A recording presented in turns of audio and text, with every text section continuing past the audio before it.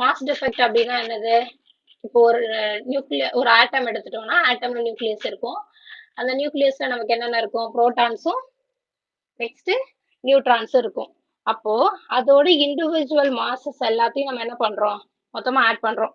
இப்போ கார்பன் எடுத்தோம்னா 6 proton 6 neutrons அப்படின்னா அப்ப என்ன பண்றோம்? 6 புரோட்டான்ஸோட மாஸ் எவ்வளோ அப்படின்னு பாக்குறோம். அதே மாதிரி 6 நியூட்ரான்ஸோட மாஸ் எவ்வளோன்னு பார்த்துட்டு எக்ஸ்பெரிமெண்டலா ஃபைண்ட் அவுட் பண்ண வேல்யூக்கும் அந்த சம் பண்ண வேல்யூக்கும் இடையில ஒரு டிஃபரன்ஸ் இருக்கு அப்படின்னு சொல்றோம்.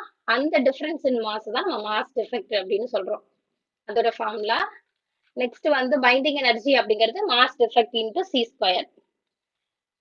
அடுத்து பைண்டிங் எனர்ஜி அப்படிங்கிறது நமக்கு என்னன்னு பார்த்தோம். இப்போ ஒரு ஆட்டத்தை வந்து நம்ம ஃபார்ம் பண்றோம் அப்படின்னா நமக்கு வந்து என்ன வேணும்? எலக்ட்ரான்ஸ், புரோட்டான்ஸ், நியூட்ரான்ஸ் இது எல்லாமே வேணும்.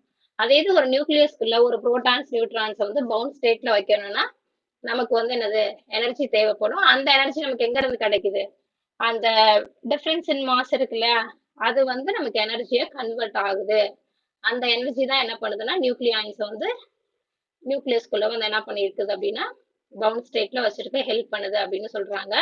அடுத்து அட்டாமிக் மாஸ் யூனிட்டை ஜூல்ல கன்வெர்ட் பண்ற ரிலேஷன். நெக்ஸ்ட் அட்டாமிக் மாஸ் யூனிட்டை மில்லியன் எலக்ட்ரான் வோல்ட்ல எப்படி கன்வெர்ட் பண்றது அப்படின்னு பார்த்தோம். 1 atomic mass unit equal to 1.49 into 10 power minus 10 joule. 1 atomic mass unit equal to 931.47 million electron volt பார்த்தோம்.